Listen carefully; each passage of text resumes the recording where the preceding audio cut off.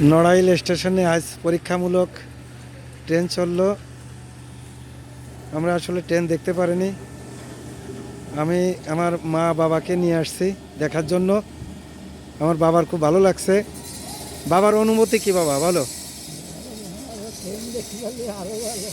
Train লাগতে train দেখতে পারলে আরও একটু ভালো লাগতো। বাবার মনের খুব ইচ্ছা যে জীবন দশায় যেন ট্রেনে উঠে একটু ঢাকায় যেতে পারে, মেয়েদের বাসায়, ছেলের বাসায়।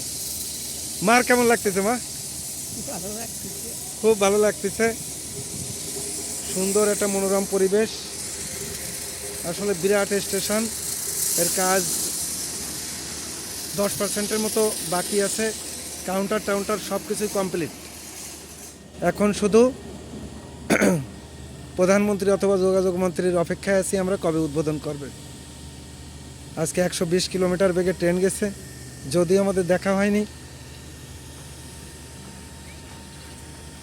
ঘোরার মতো একটা সুন্দর একটা জায়গা।